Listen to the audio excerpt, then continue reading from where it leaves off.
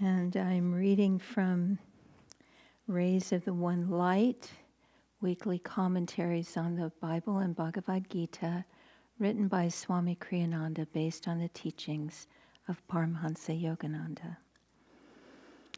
Victory demands the courage of conviction. Truth is one and eternal. Realize oneness with it in your deathless self within. The following commentary is based on the teachings of Paramahansa Yogananda. Jesus Christ in the Gospel of St. Matthew says, "Think not that I am come to send peace on earth. I came not to send peace, but a sword. For I am come to set a man at variance with his father, and the daughter against her mother, and the daughter-in-law against her mother-in-law. And a man's foes shall be they of his own household. He that loveth father or mother more than me is not worthy of me, and he that loveth son or daughter more than me is not worthy of me. And he that taketh not his cross and followeth after me is not worthy of me. He that findeth, that is to say, that clingeth to his life, shall lose it. And he that loseth, in other words, that giveth up his life for my sake, shall find it."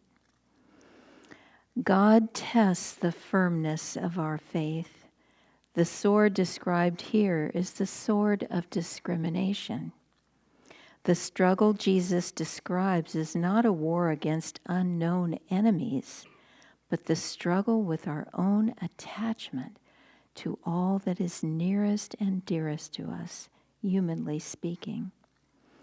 Ultimately, it is a war against the ego itself and against anything with which we surround ourselves to bolster the ego's fragile sense of security. When Yogananda was a boy, he fled to the Himalayas to embrace a life of solitary meditation. He was apprehended by his older brother Ananta and brought home again. At a certain point, before he would accept defeat, he whispered to his friend Amar, his companion on the flight, "Let us slip away when opportunity offers. We can go on foot to Rishikesh." But Amar, whose brother had accompanied Ananta, had turned pessimist, disclaiming any intention of continuing their adventure.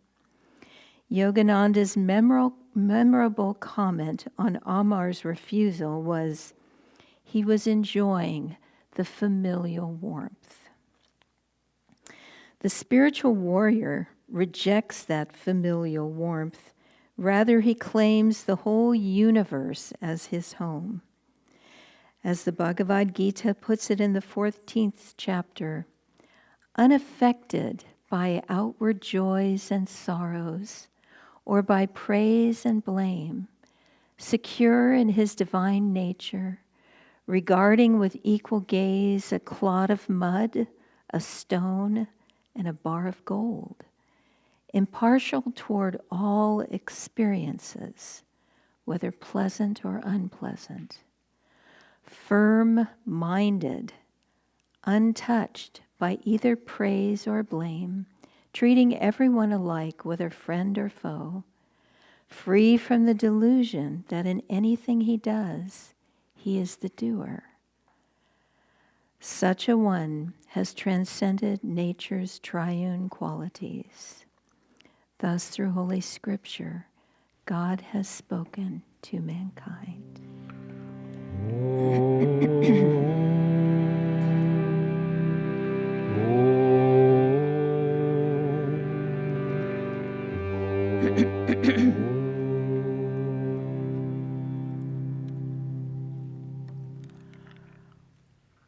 We had a wonderful joy-a-thon yesterday, excuse me, and brought in over $12,000. Isn't that amazing? through all of your efforts and God's grace. $15,000, Tom just said silently. That's remarkable. And can I have some water, please? Thank you. It was a big day yesterday.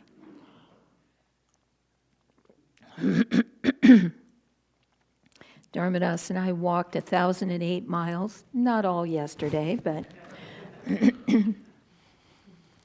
And Jack Byram in Colorado, in his wheelchair, rode 10 kilometers, over 6 miles. Isn't that amazing? God bless him. And one of the young people in our community took her high school equivalency test yesterday during the Joy-a-thon. She felt very good about it. I think she did well. And her contribution to the Joy-a-thon was studying for that test. And we sponsored her in that effort. And you may have wondered why I brought a basket in with me today. Well, I made a prasad for yesterday after the Joy-a-thon. And I was so engrossed in the conversation with my dear friend Sandy back there that I completely forgot to give out the prasad. So today, after Sunday service, it's gluten-free, wheat-free, vegan, sugar-free. But not flavor-free. It's yummy. Thank you for that unsolicited testimonial. It does have nuts in it, though, and it's sweet. It's got maple syrup. Anyway, please, I will pass out prasad at the end of Sunday service. But Sandy and I were talking about end-of-life care. And it was a subject that I'm very, very interested in because my mother, who lived far away and would not come here to live with me, passed away in a care facility. It was a high-end care facility. It was a very nice place. And she had a private room. She didn't have a roommate. But still, we need, especially as devotees, to figure out a way that we can follow what Swami outlined for end of life, so that there is a chance to hear chanting and discussions on the Bhagavad Gita instead of, being parked in a wheelchair in front of a television set for 12 hours until somebody wheels you off to have a meal. That we need to do better for our dear ones who are part of this community and part of our congregation, part of our loved ones. We need to figure it out. And so that's why I forgot all about the prasad yesterday.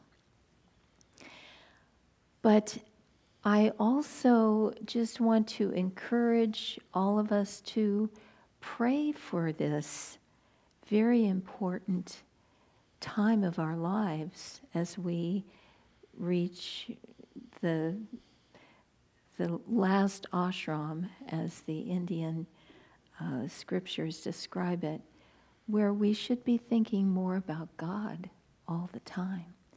And it's a very important phase of life because we're processing everything that has happened in our lives. And it's important that we do it in the right way. So this topic is wonderful. I came not to bring peace but a sword, and setting family members against each other. As I was reading it recently, I thought, well, that sounds like American politics. Families are so divided, it's so polarized. But what Jesus is talking about is our attachments. We have to let go of those things that are nearest and dearest to us. It's not easy. And as I have been going through my possessions and getting ready for the yard sale, I thought, oh my goodness, the attachments I have to little things like cups. You have to remember that china cups will eventually break. That is their lifespan. They don't last forever. Everything, not just china cups, but everything that we have gathered and protected and spent our hard-earned money on, and all those things are over in a moment. The other day I spilled oil all down a shirt of mine that I was very fond of. That was it. That's the end of that one. Everything goes. And this body that we are so careful about, it's going to go. So we have to start releasing everything now. And I'm not just putting in a plug for the yard sale. It's a spiritual principle. We have to start letting go. And what I love about this pairing of the Gita and the Bible is that Swami is quoting this one, and it's practically identical. Getting rid of all those things that create reactions in us. Learning to view everything in life from a standpoint of even-mindedness. There's a quote from Lahiri Mahashaya. We just did a program, and I was very fortunate to have a moment to study some of his writings, some of his letters. And when the Gita is saying, relinquish all delusions of personal doership, God alone is the doer, Lahiri says it this way, which I really appreciate. Nobody does anything. Only the Lord does everything. And so in order to have that consciousness that God is working through you, and to not work at cross purposes with God, but to tune into His will and do what He is guiding you to do, Lahiri says, try to focus your attention on the Lord Guru, strictly according to the instructions. Everything will be all right. We have these teachings. We call them liberating teachings, but in order for them to liberate us, we have to practice them. That's the catch. We can't just intellectually think about them. We have to do them. We have to practice them. And positive thinking, along with these readings, is a very conscious choice on Swami's part too, because we have to keep our minds elevated. We can't, Swami is talking, or Master is saying of his friend Amar, he was enjoying the familial warmth. That's has many layers to it. And if we think about it, the familial warmth is also just being with people where you let your guard down, you say anything, you can joke and fool around and tease and all of that. But I was thinking, we have a friend that we have worked with for many years. We lived in the same ashram with him. We even went camping. But this friend has a very unique personality in that he is extremely respectful and polite. And he has asked us to do some very amazing things, like carry heavy suitcases, multiple heavy suitcases across continents to this country and back and over and around. But somehow, because he's so polite and respectful, you just want to do anything for him. And we have. But that quality of not getting into the familial energy around even our friends, our spouse, our family, but always having a sense of respect is very, very important. And people will give you that respect if you give them respect. And in thinking of God as the doer, and Lahiri saying, please put your focus on the Guru, that's extremely important. I remember we went on one particular tour. We've been on many, many singing tours and teaching tours and in many countries. But this one, I remember specifically because the organizer said, treat each other as you would treat Swami Kriyananda.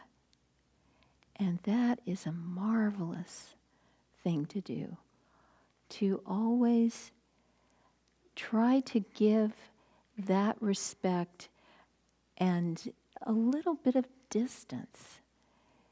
That's one of the secrets to a happy marriage, is giving the other person space and respect and not getting overly familial. So let us try to do that. And I just wanted to read another couple of things from Lahiri, because we don't often hear these things, and it's extremely important. When the Gita is talking about being firm-minded, Lahiri said, he was talking about strength of mind. And he said, keep your mind strong. And that's one of the things that is important about positive thinking. Keep your mind elevated, keep your mind positive. Don't drift into fear and worry and complaining and gossip and all those sorts of things. Keep it high. And in order to do that, Lahiri is saying, keep your strength of mind high. If it starts to slip, go to where your mind gets strengthened and stay there and do Kriya Yoga. So I interpret that to be elevate yourself, go to where you find strength. And where I find that strength is listening to Swami Kriyananda's voice. We have hundreds and hundreds and hundreds of recordings. What a blessing when your spiritual teacher is no longer in the body, that you can still hear his voice. And I found it so remarkable that recordings from the 60s and 70s are just as relevant today as they were then. Because it's the changeless self that we're trying to get back to. That deep soul, spirit within us. That spark of the divine. That's where the happiness lies. That's where the freedom lies. That's the pain-free state. And so that's where we need to get to. And so Lahiri also says about the mind, and I found this extremely important to know. So he's basically saying, don't put too much stock in your thoughts and your mind. If you remember from a few Sunday services ago, I was talking about how that voice comes from the left brain. That's the thinking, intellectual mind, and it can just make stuff up. But we need to integrate, to have yoga between the left and right brain. So, and that means intuition, that means heart. But I'll just end with this quote from Lahiri. Remember that Satan is everywhere around the mind. Focus on the higher self so that attention must not be outward, and one must concentrate at this point between the eyebrows. So think of that when your mind starts to descend into worrying or fear or guilt or blame or shame or complaining or any of those little satanic forces that are everywhere around the mind. Elevate your mind. That's where we need to be. That's where it's like coming up out of the clouds in an airplane, and suddenly you see the sun and the sky, and all the clouds are below you. That's how it is with the mind. If we can get our energy up, focused on God, trying to tune in to His will, and then everything, as Lahiri is saying, then everything will be all right.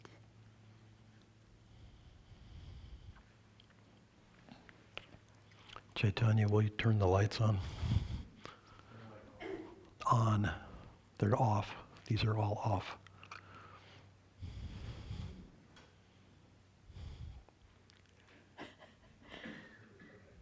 Thank you. There we go. That's better. I was talking in the dark. Yeah. Knew something was different. I couldn't quite figure out what. Nirmala was talking about how we have to release attachments and,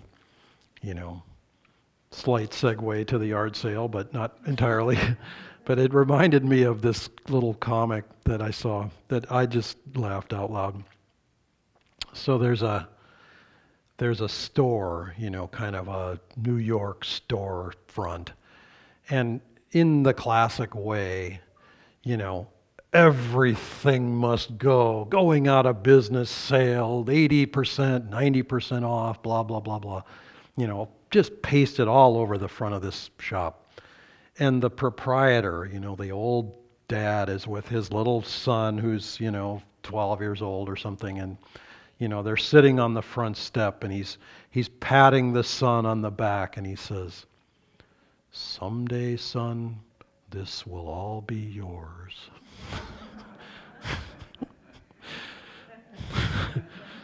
The going out of business sale never ends, basically. But one of the things that struck me about this topic is that as with much of life, we have a choice. And the choice is, we can release it now, or we can release it later. And if we do it now, or if sort of segueing onto what Nirmala was saying, if we practice earlier, doesn't mean we have to empty the house out and get rid of everything. It just means we have to release attachment to everything. Then when it comes time to actually get rid of it, or get rid of the body, or get rid of whatever it may be, then we're a little more relaxed about it. It's a little more natural. It's not like we sort of got forcibly evicted. It's like we just said, okay, well, it's time. This is time to go. I used to watch this little drama play out with Swamiji because he was very forward-looking and forward-thinking, and every time some new piece of technology came out, he was very eager to have it because he was very eager to find out what it could do and how it could move the energy forward and faster and do things that would share the work more, capably. Well, of course, that meant that, he would have, say, a phone, an iPod, an iPad, a computer, a this, that, the other thing. I mean, there'd be 5 or 10 different things that were, 1 year, 2 years, 3 years old. They were perfectly fine. They were perfectly functional, but they were not the newest, latest, greatest thing. And therefore, they were either going to end up in a drawer or they were going to end up for somebody else. And there were people who sort of learned this. They learned the little mantra, the little karmic key was to offer Swamiji, could I buy that from you? And he would, no, I'm not a merchant. Here, you just give it away. And it was very sweet because for him, and he did the same thing with houses, which is a little more substantial, you might say, because he took great enjoyment in furnishing these homes, and he would buy the furniture to fit the configuration of the home. And then, this particularly I'm thinking of in India, because we moved multiple times, we'd move to the next house. Did the furniture come? Maybe a few pieces, but an awful lot of it got left in that house, which then got populated with devotees who, needed a place to be, and he would buy a new set of furniture for the new place. And it happened 3 or 4 times until Nirmala finally figured out that we didn't have the money to keep furnishing houses, and brought a lot of it down to Pune with us and carefully figured out how to get it into the house there that he moved into. But that ability to sort of relax and release, he used to have a picture of the view from Crystal Hermitage behind him when he gave talks, because he wanted people to see, what did we leave? To him, he left paradise. He left the most beautiful place on earth, the garden of Crystal Hermitage, in order to go and share this work. And he wanted people to know, it's important what we're doing. It's not casual. We're not just passing by. We're not just sort of here for a little bit and, not caring about it. We've given our attachment to God, and we're here to share God's light. This little passage that I read in the affirmation about positive thinking contains a beautiful little line, which I would like to quote, and so that I get it exactly right, because it's kind of a perfect way of describing what we're striving to do with our meditative practice. Swami says,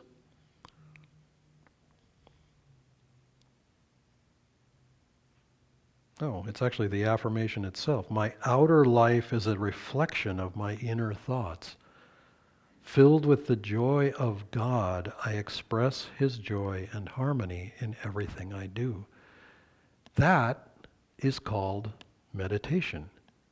Filled with the joy of God. You don't get filled with the joy of God by being attached to the outer world, by being focused on the outer circumstances. You focus on the joy of God, and then you express that joy in outer life.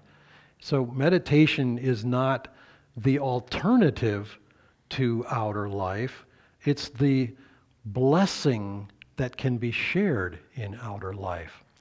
This passage from the Bible where Christ is talking about, I came not to bring peace but a sword. This could be a real bummer. This could just sound like, spirituality, I don't know. I mean, bringing, not peace but a sword, and, setting families against each other and all this. I mean, it's not very attractive on an outward level.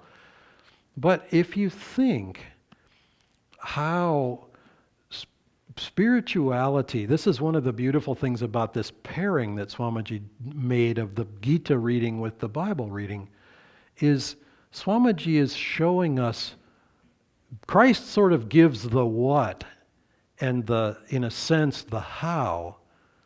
But he doesn't necessarily give us the why. And the Bhagavad Gita tells us why.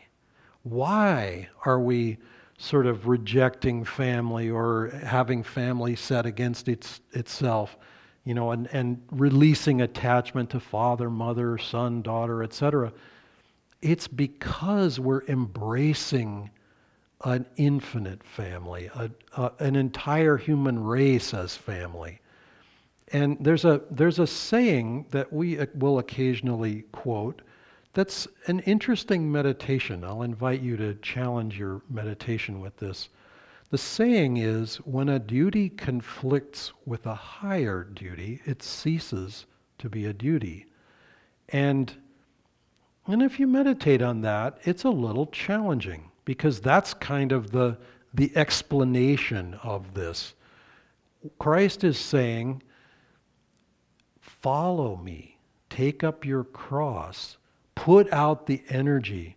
Yesterday, Devaki told a little story about a weekend that turned into a different kind of weekend at the Joyathon. She was describing how Swami Kriyananda sort of sprung the concept of doing an evening of enchantment on top of doing the peace treaty, which the peace treaty is this elaborate production with dozens and dozens of characters and dozens of people involved in producing this thing with set changes and lighting and video and it's quite an elaborate production. Well, an evening of enchantment is a pretty elaborate production as well. And doubling them both up on one weekend was a bit of a stretch, you might say. And Christ in this reading is basically saying to the disciples, and really to all of us as disciples of life in this world, raise your energy, put out the energy, so that you see what's beyond the narrow confines, what's beyond the familial warmth that we sort of cozy into. But familial warmth can turn into familiarity breeds contempt in life, because you'll often see families start, smashing up against, what you read articles about how are you going to survive Thanksgiving, with your uncle who's this, political nutcase or whatever it may be. It's like, oh, God forbid we're going to be together at Christmas, and so-and-so, the divorced whomever is coming in, and all the little family dramas are there. Well, okay, those are real at a certain level. But what Christ is saying exists on a subtler level too. He's not just talking about human family. Yes, human family can prevent us from embracing the spiritual life. That's all quite real and quite true and valid. But there are smaller families too. There's the family of consciousness that's inside of our head. And that consciousness, that battle has to be waged within. And as Nirmala was saying, that battle is waged by lifting our energy up, by practicing the teachings, going through the steps. And we realize that, yes, there are choices that have to be made, and sometimes they're hard choices. Sometimes the desire that we had to have a certain kind of human familial warmth is in conflict with a larger purpose. I'll just give one example. Gandhi was a family man. He had a wife, he had children, he had a certain degree of responsibility for them. He also had responsibility to a nation that would not have existed, certainly not have existed in the same way without him. And he had to make choices. And his family, his immediate family, was not always very happy about that. They in a sense represented the duty that conflicted with the higher duty, and he opted in many cases for the higher duty so that a nation could be created in a nonviolent way, in a unique way. And that was a sacrifice on one level. And all of us, we may not be called upon to create a nation. We may not be called upon to do something on a massive scale on the stage of life, but we're all of us called to do something. And sometimes that something is up against something else.